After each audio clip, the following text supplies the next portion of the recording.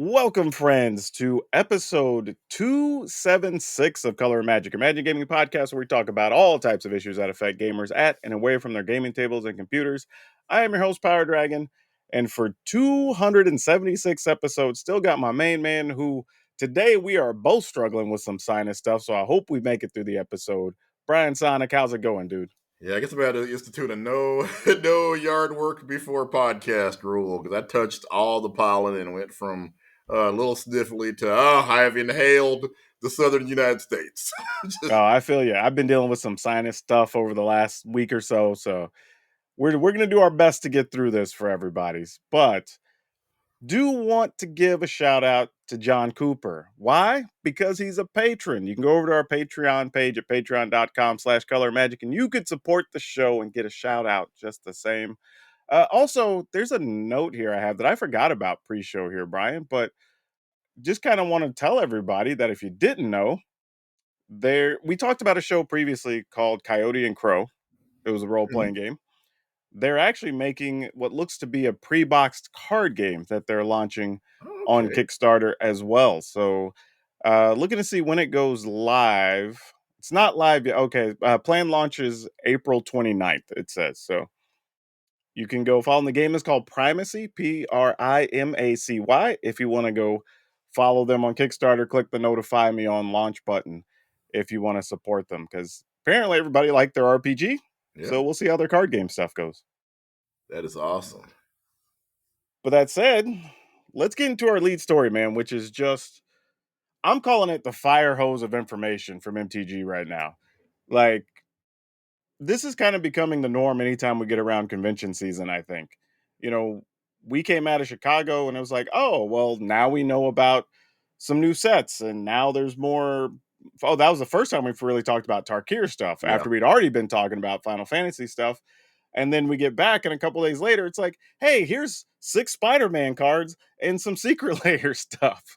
You know, it was kind of just all at once to the point that I didn't even make my normal, like, hey, here's some previewed cards. Let's talk about them type videos because there was like 6 things to talk about. And I was like, not this time. And if content creators are overwhelmed, it's our full time job to be swimming through this stuff. Just imagine people that are not whose life is not 24/7 magic and card creation and how they struggle to keep up with all this stuff. Yeah, and I think for me, it's like I can keep up, but I also know that in another couple weeks we'll be for real in the Tarkir preview season. So I'm like, I'll just wait and do it then. Like, there's no need for me to just derail everything I normally do to get deep in the Tarkir. And when I know in a couple weeks we'll be doing the real previews and stuff dropping every day till pre-release or whatever. To me, that's my new window. It's just like once we get to actual preview season, then I get into it for a week or whatever leading up to it. Cause like otherwise it's weird to even go like, hey, here's some stuff we saw. And then 3 weeks from now, I have to come back and be like, hey, remember those things we talked about 3 weeks ago? Like, I'm gonna ignore those since we already talked about them. We're just gonna talk about these. It just gets weird. So it's like, it's a lot. It's a lot. It was great to hear them talk about Tarkir, because this really does feel like a traditional Magic release. This isn't like we talked about how they've been doing, some kind of outside. This really feels like dragons, Tarkir, like creatures we've seen, a plane we've been to. This is, this is for the fans. Yeah, and we'll get another magic centric set, I guess, at toward the end. I guess it would be the whatever the September set. Like I don't know, it's so hard to Yeah, follow with all the stuff it dropping. is. It really So is just. And again, if those of us who it's our job can't keep up, I pity anybody else trying to keep up. honestly, I was talking about this at Chicago. I think you're going to reach a point where, especially where Universes Beyond is involved, where I think, say, like for Final Fantasy, especially, right? People are like, the packs are going to be whatever, like $1.50 more, or whatever, for most people.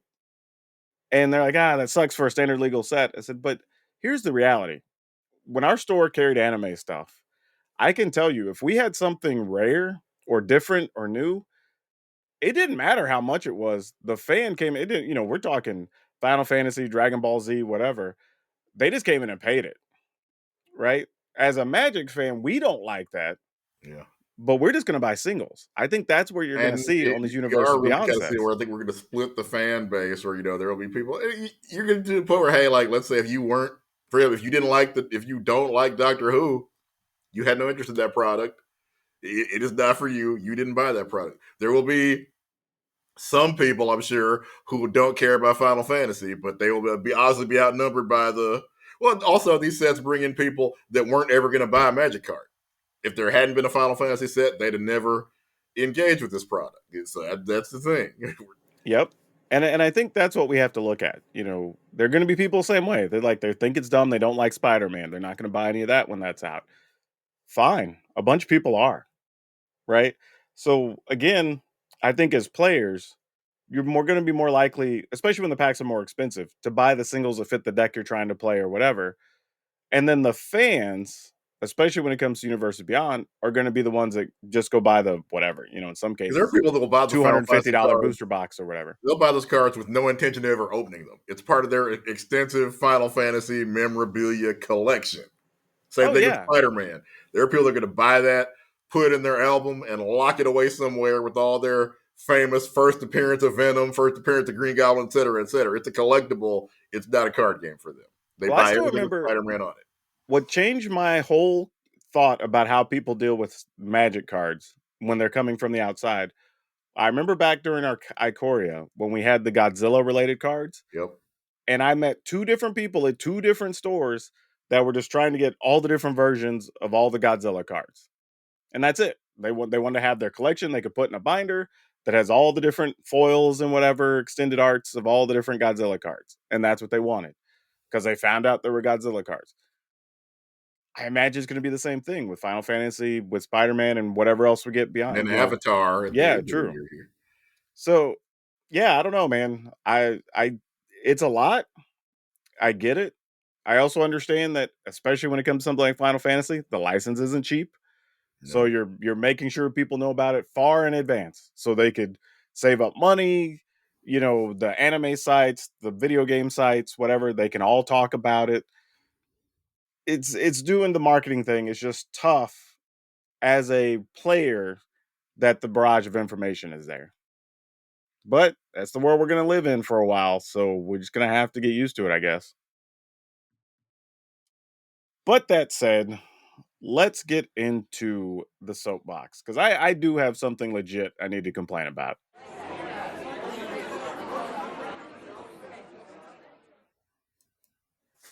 And this comes from, MagicCon Chicago a couple weeks ago. I saw a couple of interact. I was involved in one and overheard another where I'm just gonna say they were a fan. I don't know how serious a fan, but somebody who was a convention goer attendee, right? Not this doesn't come from another creator. But they decided to try to badmouth another creator while interacting with me and interacting with this other creator. Two different people, by the way. So, it's not like they just went to everybody and went, we're gonna trash this one person. These are two different people. And it was very weird because I'm like, what do you expect our response to be? Right? Just from a PR perspective, in that Yeah. environment, everybody's got cameras, everybody's got phones, like, hey, are you expecting me to agree with you? And then now I'm on somewhere like, well, I heard PowrDragn don't like so and so or Right. whatever. Well, like, where'd you hear that? Well, he was talking to this person. Like, bruh, like, why would you, like, if you want to be messy, cool. But don't try to drag us into your mess. That probably is the thing. They probably are trying to start, hey Drake, Yeah, and trying to exactly. rope Like, you into it. but Because even there are beyond that, people even like beyond that though, I may not even have the same grievances you have.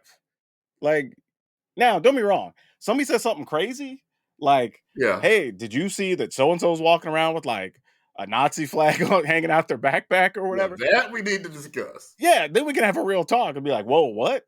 But when just like you just don't like somebody or you think they said something bad about someone or Like, hey, whatever. they play Gruel. What do you think about that? Yeah, like, oh well, I don't like that so and so trashes this set, or I don't like this type of content this person does, or I'm like, all right, cool. There's plenty of people to watch. Like, Yeah. that's fine. Hell, I watch one of the people. they trash talked that person and then went to go over to that person's meet and greet to get something signed.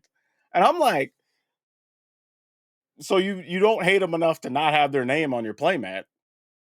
It's They like may be selling the playmat. That's literally the environment we are in right now. that might also be true, right? So that makes it even weirder when you just came over and bitching about them, but then you're gonna go over and get their autograph, and then you want me to like be in on this? Like, what's the I game? mean, it's a new economy where content creators are celebrities, and thus we fall into some of the same because I've seen people do that with athletes. Oh, so and so is terrible. He doesn't deserve this record, but we'll go stand in that person's line, and again, probably gonna Mm-hmm. flip the autograph. Yep. Hell, there's people complain about Hulk Hogan, still be there to take a picture with him next time he's doing a signing, right? Yeah, I don't know, man. It's weird. It just makes me feel so awkward. And I also look at those people like, how do you expect us to take you seriously doing that? Like, what is the real expectation when you come up and do something like that? Because I'm not getting involved in it. I mean, Listen, especially you're again, not. If they do it to every content creator there, somebody's gonna walk into that trap. somebody will. You're right. Half of our show is stuff where like, can you believe such and such content creator, or sometimes doing out the content it's like, can you believe this platform did this dumb thing or Yeah. allowed this dumb thing? So you give people enough chance to make a mistake, somebody will, and then you can take that to YouTube, Instagram, social media platform of your choice, and we're in the area. uh, that's drama, that's content, and there Yeah. are people Don't whose get me channel wrong. literally they do drama about other YouTubers or content creators. That's I did genuinely though over the weekend think about what if I secretly got with another creator and we just started doing low key like wrestling style promos trash talking each other. right, And then like let people think like we really hate each other and we only see each other at conventions. Like, you know how much entertaining that would be and how right. much people would talk about that? I was like, man, this almost sounds like a good idea. I need to stop. Like when I was thinking about it, it's like, nah, I don't need to go down that road. Well, if you remember it, I'm gonna date myself, but this reminds me of where Andy Kaufman had his other stage persona, Tony Clifton, who would open for Andy Kaufman because Andy Kaufman was so good at impressions. There are people who legit didn't know that Tony Clifton, and Andy Kaufman were the same dude. No, and he would not only encourage that, he would act like the two of them hated each other. That's Oh just yeah, how yeah. good he was at acting, Well, that goes all the way to like Will Sasso back on Mad TV, right? trash talking Bret Hart or whatever. And then eventually they go, well, why don't we just have you show up and do a match and just get beat up by Bret Hart? Right. Like, Right. since it was just all made up, it's like, well, we could just make it real and it's a fun angle. And everybody bought into it. Sasso Because, was also great at that because he did a Kenny Rogers impression. I have never seen Kenny Rogers ever behave the way Will Sasso portrayed him, but it got so much play. To this day, there are people that think Kenny Rogers was an alcoholic and eats fried chicken all day. oh, yeah. So people will buy into hype. Like, it's definitely a thing that could be done. But yeah, if there's anything I could say, just when you show up to these shows, we're just trying to have fun, meet people, take pictures, sign stuff. Like, we're not trying to get down into the drama. Again, if it's something seriously concerning that needs to be talked about, sure. But if you're just talking about preferences or I don't know, how somebody just cut you off in line because they were ready to go or Right. something, like, I don't know, like it sucks, but it's not our job to jump on people. Like now, if it becomes a habit for that person and they're just being rude, then sure. But yeah, otherwise, like we can't, man. We can't. YouTube is where if you like a particular type of deck that only plays a certain creature and only odd numbered versions of that creature, there's content out there for you. Yep. That's how specific YouTube is now. If you don't like me, go find your people. But all right, I'm gonna leave it to you, dude.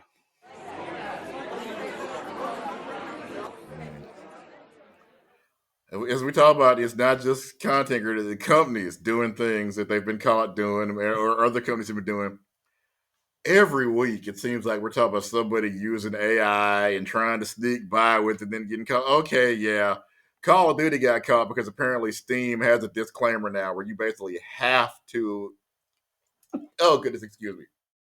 you have to announce if you've used AI. So Call of Duty had no choice. And yeah, okay, we use some AI stuff in our latest game. And of course, that how many times have we seen this? Call of Duty is Activision Blizzard is part of the largest video game company in the world.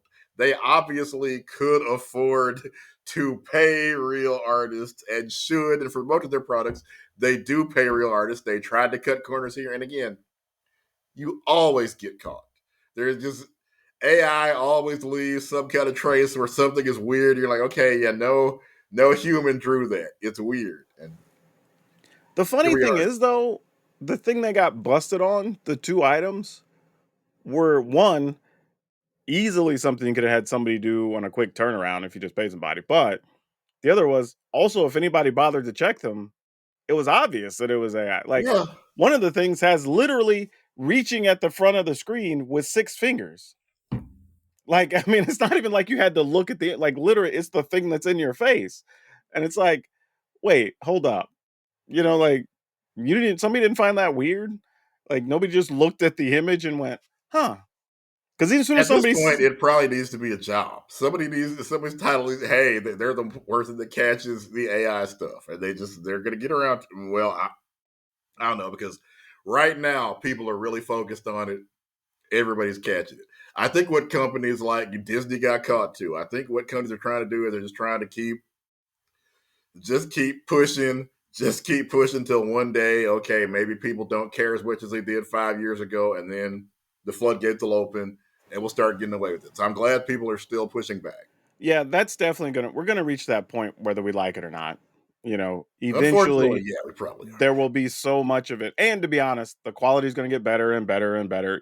It's just one of those things that eventually, even when we know it's AI, a bunch of people, especially a whole generation that grows up with it, is just gonna go, whatever. That is what it is. I'm still at the point now, if I see even like an AI thumbnail, half the time I don't even want to click on the video.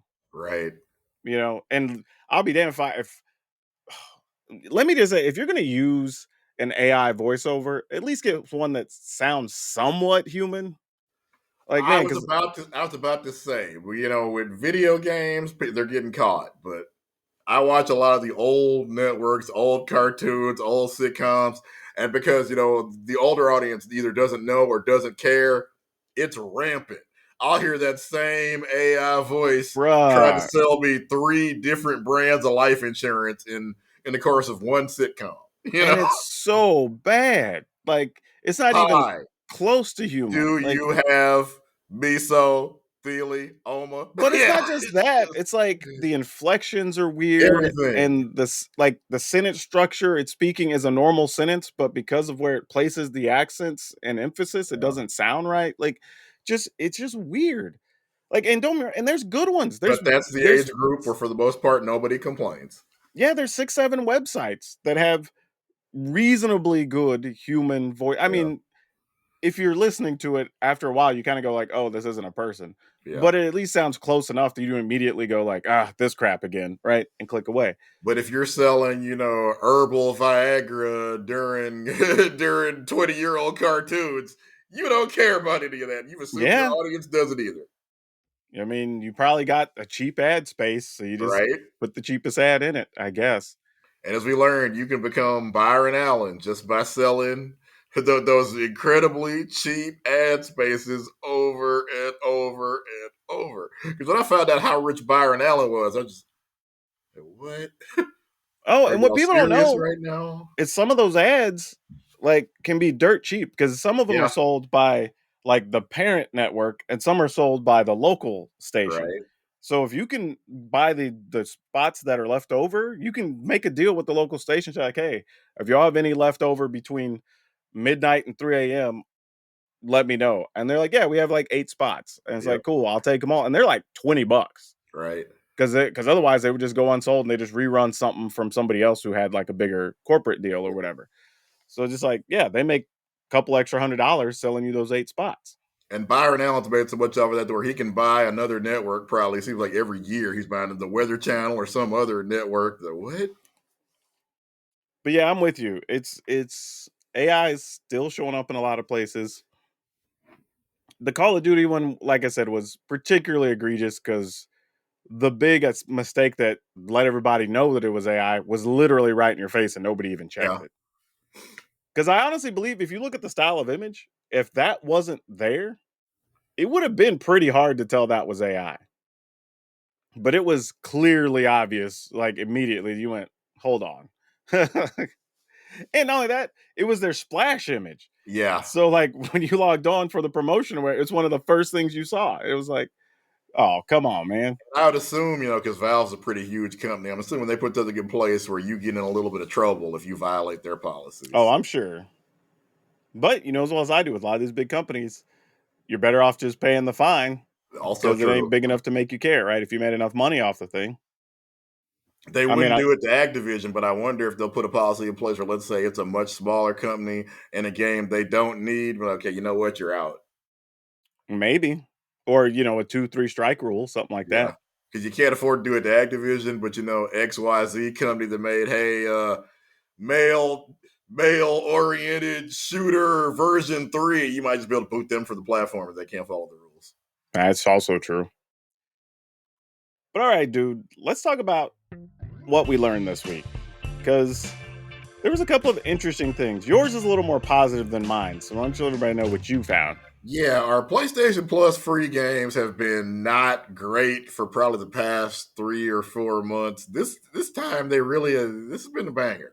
For March, you're going to get and it's kind of like one of these EA's loss is going to be our game. Dragon Age: The Veilguard literally just dropped in October, but it didn't meet whatever EA's ridiculous sales goal was for it. So they're dropping it on PlayStation Plus for free. That's one of the best games I've seen on PS Plus that fast in probably a couple of years. And again, it was because they probably had an unrealistic sales goal. But again, their loss is our gain. There's Sonic Colors is a very highly rated Sonic game because as we talked about, some of the Sonic games, man, they were a little too wild. Hey, what if Sonic was a werewolf? What if it was Sonic open world? Like, no, how about you just make a typical platformer and Sonic goes really fast? Remember those? Those are fun. This is that kind of game. Actual Sonic, the way Sonic is supposed to be.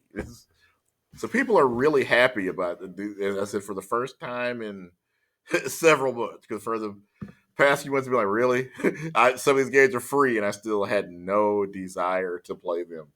I'd be really curious about Dragon Guard because it sounded like so many people were negative on it and so many people were bad mouthing it.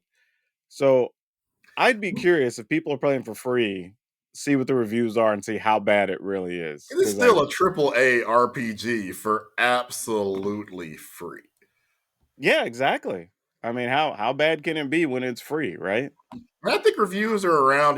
We've gotten to a point where if you get a 7 out of 10, people think that game's garbage. And no, 7 is slightly above average.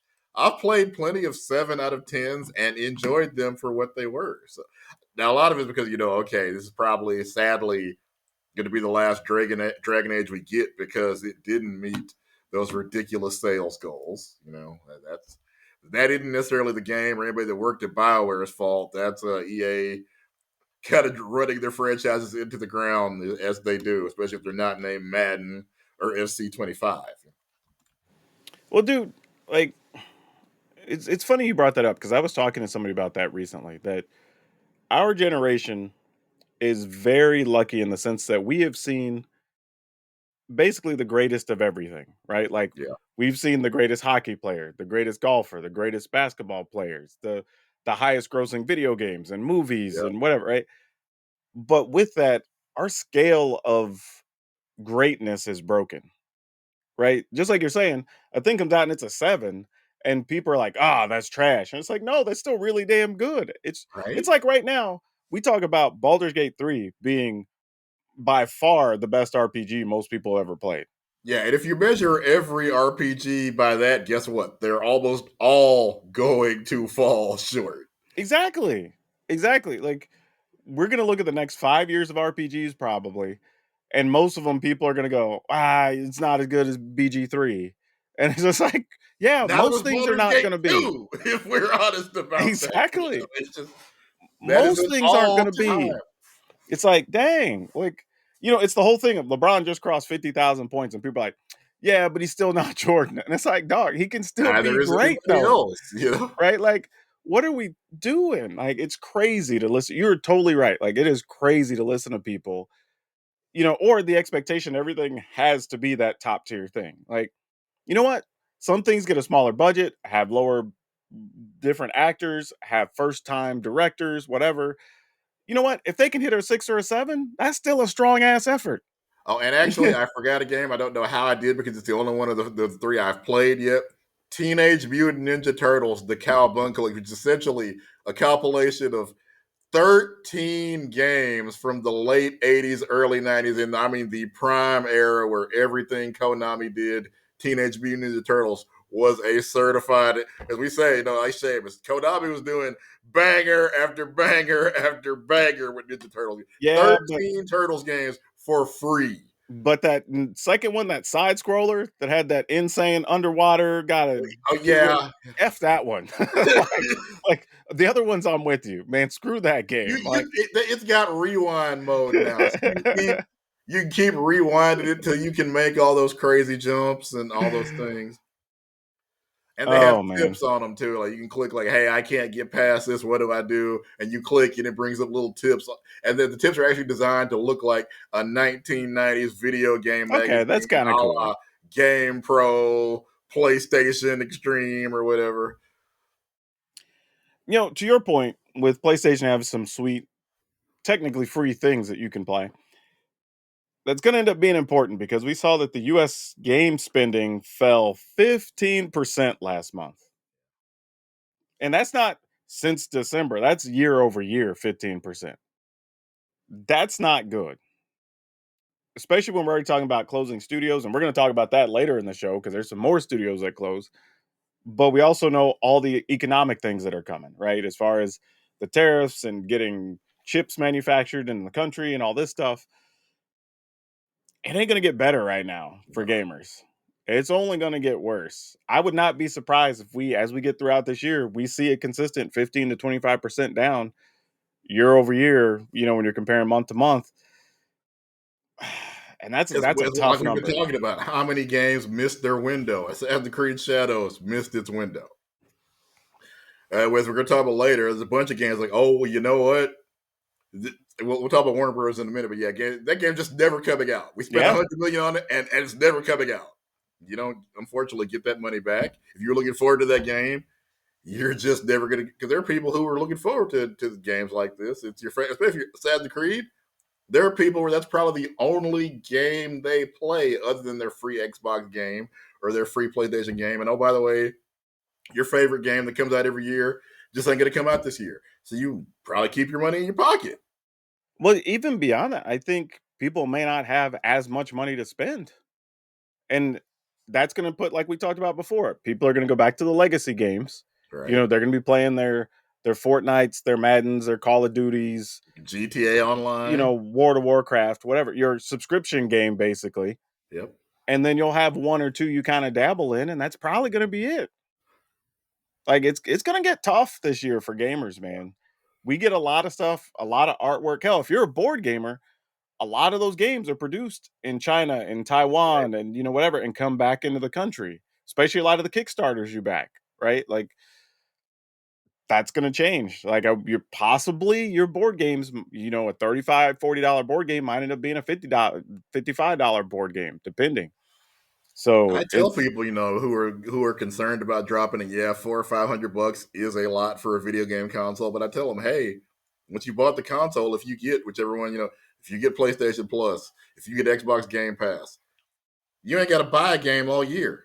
mhm. You'll get, in case of Xbox, 200 games for free. We do this for a living. I ain't gonna play 200 games this year. I'm certainly not gonna beat 200 games this Yeah, year. definitely not. That's really all you need. Problem being, yeah, that takes away people's incentive to go out and buy. Although the latest numbers from the latest Call of Duty, of course, I guess games like Call of Duty, Madden, the typical rules don't apply to them. People will, because Call of Duty is free on Xbox, but it apparently is still hitting all its number targets. But again, people will go back and play a legacy game because they know there's already an audience there. Right? When your money's tight, you're not going to gamble on a new title. because you don't want to go buy a 40, 50, $60 game and then you find out 6 months or less later that they're closing the servers because there's not enough people, Yeah. right?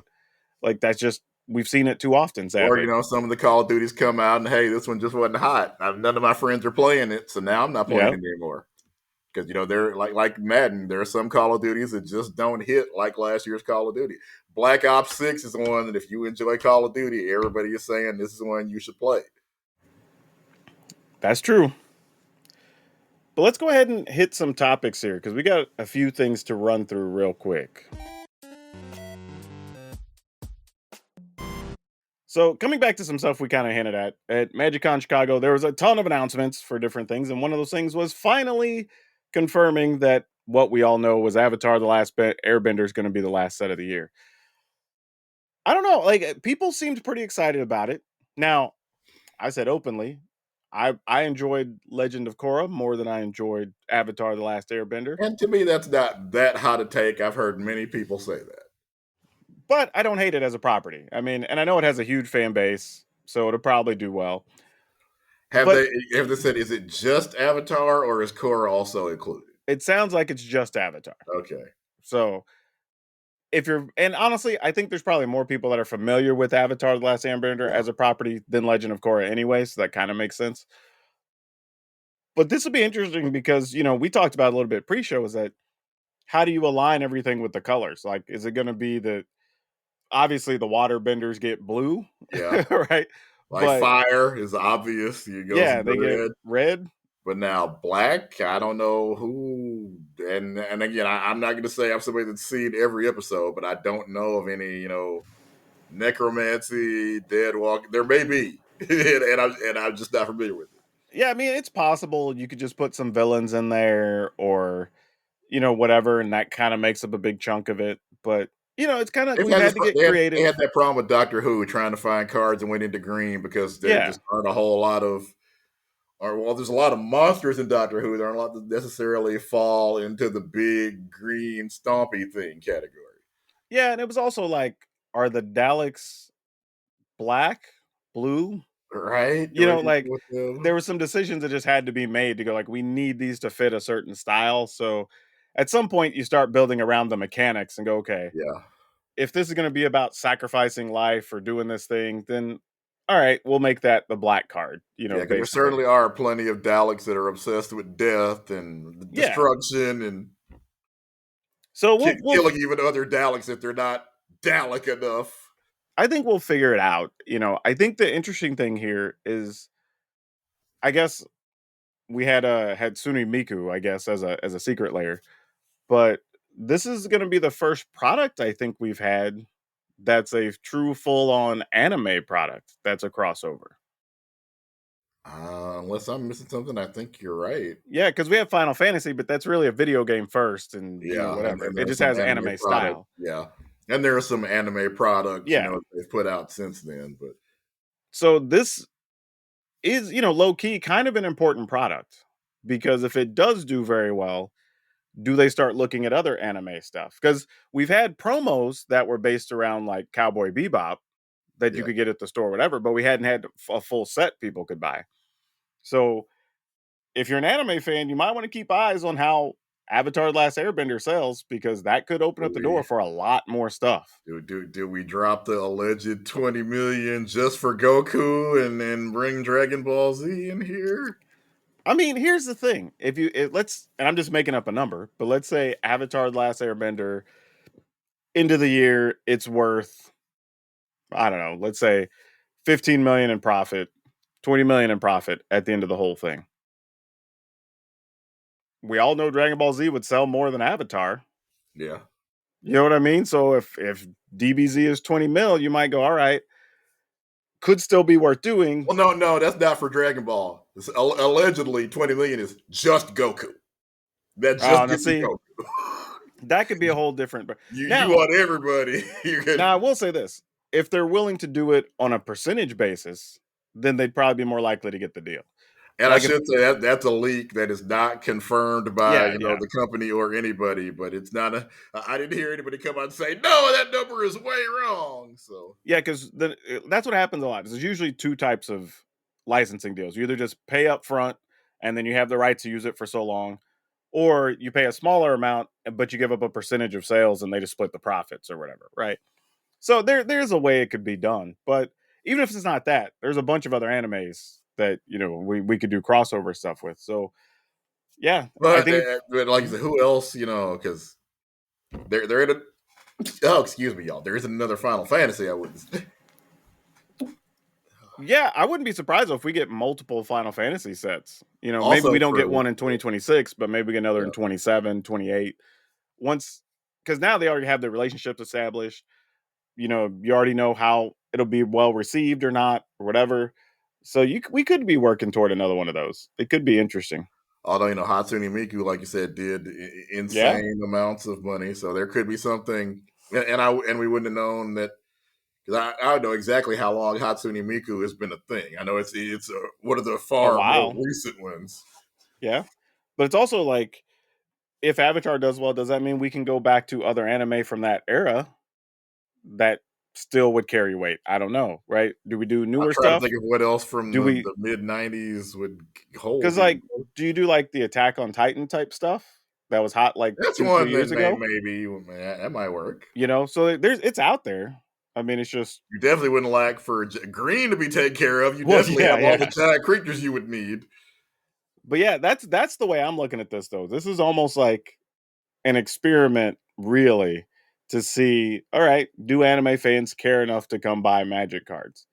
If they do, then that's a whole other market they get access to. And it's a big international market, which is the other thing. Also true.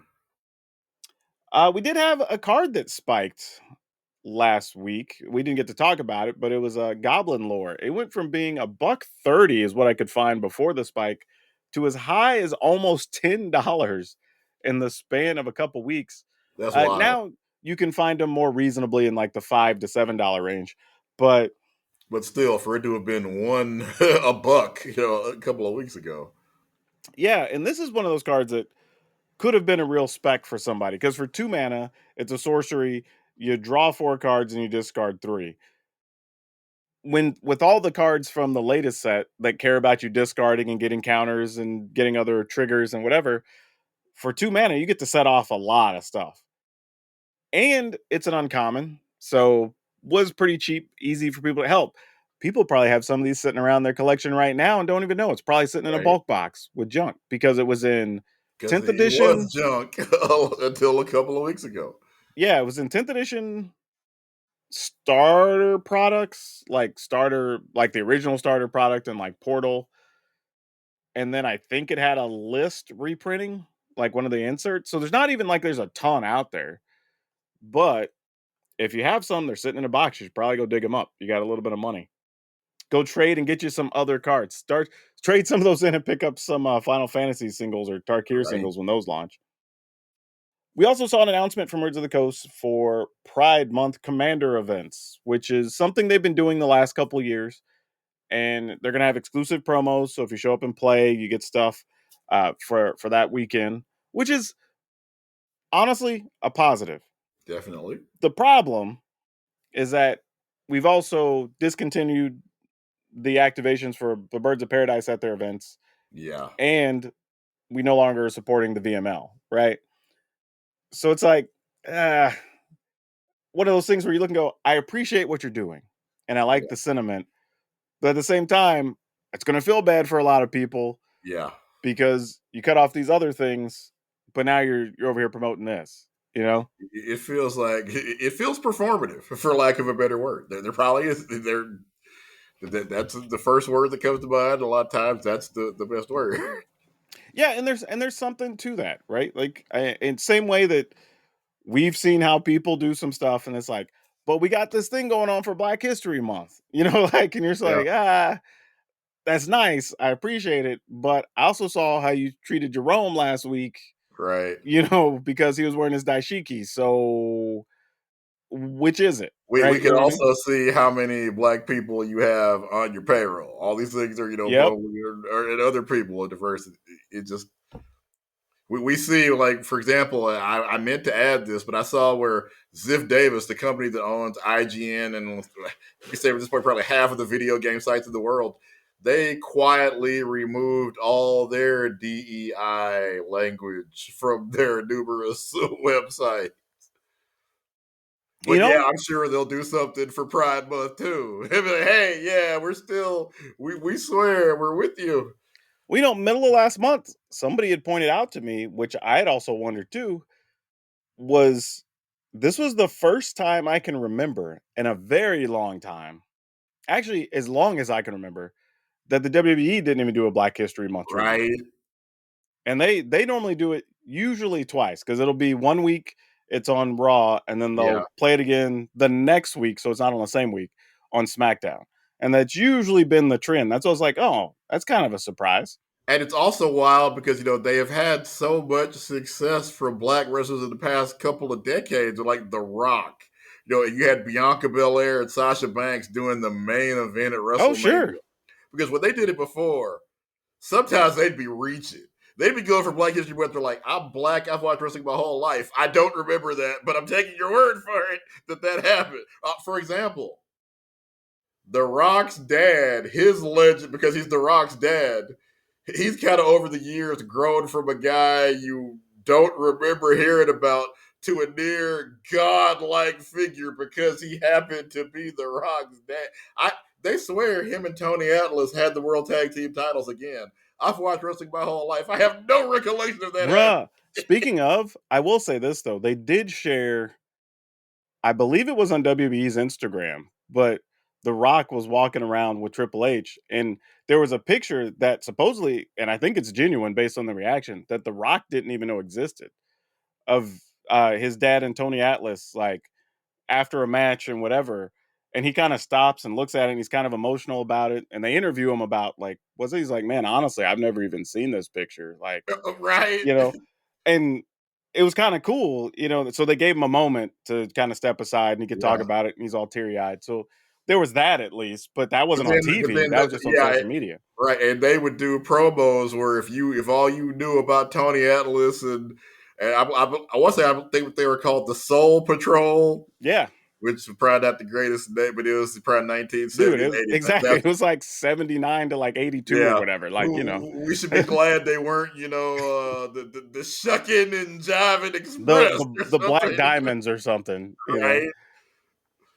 But no, it was kind of interesting. And it's not like they don't have Black people still prominent on their show, because I mean, we literally just came off of New Day. Nate. New Yeah, Day, I New think, have Day more did tag their team big titles than thing. anybody right now, right? Naomi and Bianca just lost the belts on the pay-per-view this Yeah. past And weekend, also, we're right? probably one of the biggest angles on SmackDown, like who attacked Jade. Yep. Man, for real. Side note, for those of you who don't watch wrestling, there was a Oh, butt whooping to kick off that pay-per-view. yeah. Like, the best line they had from announcer was, Jade came to get her pound of flesh. Because, Right? man, because she came to get it. Like, when she slammed that door on Naomi, I was like, yo, hold up a second. Yeah, that Like, they did that. That was a great pair. And since we've gone there, I apologize to anybody. Even if you don't watch wrestling, you probably know at this point John Cena's evil now. yep. But we do still have a Black champion in Cody Raheem Rhodes. So Right? it's all right. It's all right. At least for a while, because he has Yeah. to drop the belt now, right? You Yeah, can't have till for at least 6 more weeks. you can't have Cena turn evil and not pull the No, trigger, no, of right? course. Of course. That's the whole reason you do it, right? Oh man. All right. So we talked about, alluded to this earlier in the show though, with Warner Brothers. They are shutting down, well, 3 studios, but that's effectively the bulk of all their video game production at this point. Yeah, it's I don't even know, like, Warner Brothers, dude, you talk about a company being down bad. yeah, Like, I feel like we've been on like this 4-year downtrend yeah. for And Warner it's Brothers at this horrible. point. And it doesn't matter if it's movies, TV shows, video games, merchandise. Like, it feels like almost nothing is working for them outside of Well, like the fact 2 that or it's 3 not even just properties. Warner Brothers anymore. It's technically Warner Brothers Discovery because they had to merge with Discovery to think about just you probably realize how bad that sounds. Let me say it in another way that everybody will, pop culture get it. Superman needed a loan from like house hunters, okay, to stay afloat. He That's what needed, that merger he needed a loan essentially from David is, Attenborough. right? How do you have Superman, Batman? I'm talking about Warner Bros. Got all the heroes where if you've never read a comic book in your life, you still know who Superman is. You know Yeah. who Batman is. You know who Wonder Woman is. Where during the same amount of time that's been going on, they have watched Marvel and Disney come in here and turn the Guardians of the Galaxy and Ant-Man into superstars during the same time period. Not just that, let's be honest, like, Image with, like, Invincible and some of these other Yeah. things, like, I hear people talking about them. I haven't even seen the show, and I hear people talking about Invincible, and I'm like, Oh, "Oh, you mean Invincible's like really the good. comic book?" And they're like, "Yeah, that was a comic book?" And I was like, "Yeah." So, they're doing a good enough job that people don't even know the origins of some of this stuff. They're Exactly. just watching the show. So, yeah, man, I don't know, like, this. I mean, we knew multiverses was going away, and that's Sure. Player First Studios. That was all they did was multiverse. So yeah, I knew they were probably dead. It's confirmed they were dead. The one that hurts is Monolith because Monolith has been, even before they were purchased by WB, they made some of Fear was theirs. The No One Lives Mm, Forever. The two of the best Lord of the Rings games yeah, ever created. And then they also created the Nemesis system, which if you never play either of those games, I have not played basically that. basically how that would work is your character in that game, like all video game characters essentially can't die, but this guy literally, it's part of the narrative. He's merged with an elf. He has magical powers. Every time somebody kills him, he regenerates, and it's a big thing in the game story. And not only, let's say an orc kills you, right? The orc was probably a private. He gets lucky, he kills you. It takes a little while for you to regenerate and come back from the grave. So by the time you come back, it's been a week or two. This guy's a captain now. He's got his own army. He's going around like, oh, wait, Gravewalker's back? Let's go kill him again. And you have an ongoing rivalry. They'll remark like, wait, didn't I kill you this week? And it's just so each person that kills you, you have an ongoing rivalry until you kill that person.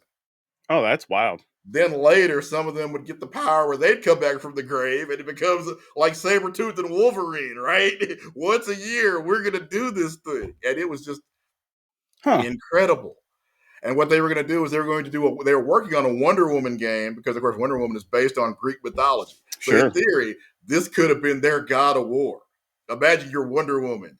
You're fighting Ares and all these other creatures, and that happens where you okay that they stop you temporarily because she's a superhero. She doesn't ever die permanently. She comes back. Oh yeah, Cheetah's way more powerful now. Imagine how good that game could have been. Everybody that even kind of likes Wonder Woman wanted that game. They've at this point poured $100 million down a hole. Apparently, we're no closer to the game than they were 6 years ago. So that whole studio goes away because that game didn't make it, which is terrible because none of it is their fault. They followed their instructions. It's just following instructions from WB makes you bankrupt right now, unfortunately. Yeah, I just have to wonder what's going on with management, PR, whatever over there, because it feels like nothing has been consistent. Like you have two or three licenses that sell decent just because the name and the licenses are What strong. what they said they're going to do now, and this is part of why these studios closed. They're going to focus on Batman, Mortal Kombat, Harry Potter, and Game of Thrones. Everything else, get wrecked. Which yeah, that sounds reasonable, but they keep on. You're telling Superman to get wrecked because you can't figure out how to make a Superman game. And it's not just, it's been for decades. We have essentially never had a good Superman game, which sounds crazy, but it's where we are. Yeah, that is kind of wild. I'm talking about the reason most of these comic companies and video game companies exist has never had a decent video game. That's a failure, any way you slice it. Yeah, I. It's just crazy because Warner Brothers, once upon a time, not even that long ago, was considered like, oh, they got the money, they've got the Yeah, licenses, they can do any project. right? Now there's a lot of people like, Warner Brothers. Hell, I heard somebody was trying to pitch a script and they weren't even sure they wanted to take it to anybody at Warner Brothers. Right? Because that's where they are now. How you That's have crazy. Superman, Batman, and Wonder Woman, and you just can't make any money. I mean, it's No, frustrating. their concern was that their project either might get tied up and never get done, right? or the company gets sold and then you don't know what's going to happen to it. Or it does the Yeah. Batgirl where they finish the movie and they write it off on their taxes and never put it out. Yeah, also true. That could be That's the thing bad they're too. doing. Who makes a Batman, essentially a Bat Universe movie, and goes, "Nah, we're not putting it out." They made a John Cena movie, and like, "Nah, we just tax write off." Just crazy. One of the conspiracy theories about multiverses is that about halfway through they realized this ain't going to turn a profit. We're going to write it off on our taxes, and I mean, it's hard to argue with the way they've been doing stuff. Well, we'll just see what happens, man. But like I said, it's not going to get any easier for the game industry this year. No, It's going to get worse before it gets better, unfortunately. sadly true.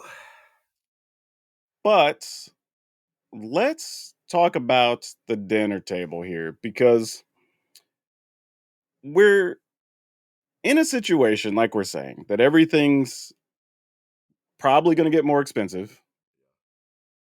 Bunch of studios may or may not be making games. Right? So I guess I wanted to ask you, like, do you have a planned budget for the year for gaming? Or do you even have anything you're expecting to buy the rest of this year?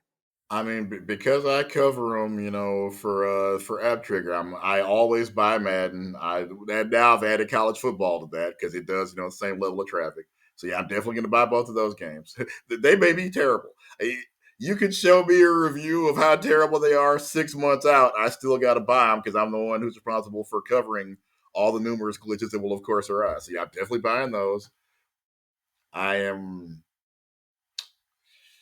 I'm probably gonna buy WWE because I always do, and then yeah, I write about that one too. So yeah, those three I'm definitely buying. From there, it'll probably be like, hey, what else? Can kind of what else fall? Well, as a content creator, it's a lot of there are games that you end up playing because you make content, and then occasionally you play something for fun. So yeah, I would say, and Yeah. I gotta say, when I buy Madden, because they make it where I obviously do Ultimate Team because that's the mode that we talk about the most because it's the most popular mode. So I don't just buy the regular one; I buy the $100 edition. So yeah, that'll be at least $200 that I know I'm spending. Because Yeah. I heard a lot of people talk about, oh my God, Grand Theft Auto is going to be 100. But really, if you buy the collector's edition, and a lot of us do, games have been 100. If you Hell, play Ultimate Team, there's people still playing the last one and it's 10 years old. So I right? mean, if you buy a game for $100 and you get 5 years worth of gameplay out of it, then all right, whatever. Absolutely. Yeah, I don't know. Like game wise, I was thinking about this. Like, I'll probably obviously still buy some Magic stuff and Definitely. Yeah. doing convention things, but I don't even know. Like video game wise, last year and a half, I played monthly stuff. So I buy like the battle pass on Teamfight Tactics. Obviously, play some stuff on Arena. I bought Baldur's Gate 3 because I'm streaming that with some friends on another thing, but we're playing that for 2 to 3 hours a week, and we're just now getting done with it. We'll be a year and a half Right. into it by the time we're done with it. So whatever, right? Like that almost doesn't matter that I spent $50 on it. And then, of course, like we talked about with spending, it used to be if you heard a game was free to play, you thought, oh, it's trash. No, most of what people are playing, Fortnite is free to play, and it's as good as any game on the Yeah, market. Grand Theft Auto, that's I another think good point. the online, I think you had to pay for. Okay, you've already obviously bought Grand Theft, but they sell a separate Grand Theft Auto online membership. And probably next time I game today, if I get to play anymore, it'll be Marvel Rivals, which again is free. And I'm gonna spend at least 20% of my gaming time on Marvel Rivals because it's free, it's fun, and it's a Marvel game. I heard, Honestly, I see Marvel Rivals entering that upper echelon to where yeah, it's going to eventually become one of those legacy games. I right. honestly believe that. Like we've Like talked it's about, that good Marvel right ain't now. gonna run out of characters. That ain't the thing they got to worry about. They got 100 years worth of characters, and they're Oh yeah. creating more every month. So yeah, I don't know if I mean, we've already been talking about doing more board game nights to Yeah, entertain people so we can play like two or three groups of 3 or 4 at the same time, yeah. cuz we have the space for it. So honestly, assuming board games aren't 60 and $70, which is possible, I guess. Also Like true. I'll probably be picking up 2 more board games somewhere throughout the year, as And they come people, out. for people that don't necessarily play a bunch of board games, and think $60 for a board game sounds crazy, but when you think about, then like you just said, you'll have 10 people in a Oh, yeah. room either playing the same board game or playing two. Where else do you get that kind of entertainment? Because you You can know go what see. a lot of people don't know is hobby board games, as we call them, which are basically your more strategic ones, other than your roll and go like Monopoly, sorry, whatever. Those were super popular in Europe because it was a cheap way to entertain a lot of people. You Right? could buy a board game and play 4 people, 6 people, 8 people, and those were popular in Europe for a very long time post World War II. They didn't really catch on here in the States until around 2000. So there's still a fairly new category here, which is interesting. And what has always been wild to me is how many of them were based on World War II. You wouldn't think the people that really lived through the worst parts of World War II would want, but I mean, risk, Axis and Allies. Those are some of the most popular board games and have been for, But at this point, almost a century. I would say this though too. There's a reason if you go back and look, a lot of the early like worker placement games were based on old European stuff. Right? As far as like the farming and the trade and everything else, the maps and the locations. There's a reason because a lot of the companies making those were based in Europe and that's what they Yeah. knew, you know. So yeah, I could see that becoming a bigger market here in the US if people end up looking for something more in depth to entertain their friends or play with family or whatever. Because board games now have damn near every category you can think of, Oh, yeah. every subject matter, every age group. So you can find something. So that's If you want to be probably a where my bird, budget's we going got to a go. board game for you. That's really where we are. It's everything you want to do. There's a That's board game true. about that. So yeah, I don't know. It'd be interesting to see what other people's budgets are like or what they're expecting it to be like.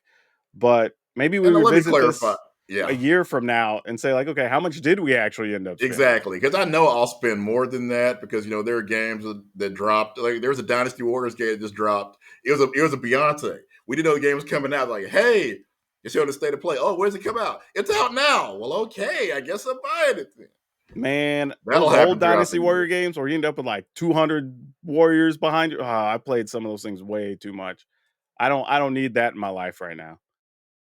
But all right, dude, why don't you remember where they can find you on the social media machines? All right, App Trigger is actually on Blue Sky now. We took the jump, so come on over to Blue Sky and follow us. Like we mentioned, it's convention season. It's brand new video game season. Assassin's Creed Shadows will be dropping here very soon, and I feel like I've been talking about Assassin's Creed Shadows for what seems like 6 years. I'm ready for it to be out and to see if it's worth even half of the hype, and we will let you know about that. You ain't lying. And you can follow me everywhere at PowrDragn, PowrDragn. Also, want to give a shout out to the Hunter Burton Memorial Open that is going on next weekend, March 14 to the 16th. You should go check them out. Otherwise, I'm going to be covering a lot of stuff, so feel free to follow me on the socials and especially on YouTube. But as always, wherever you are watching or listening, good morning, good afternoon, good evening, and good night. Please remember to take care of yourselves and your family. Remember to be awesome. And most importantly, be awesome to each other.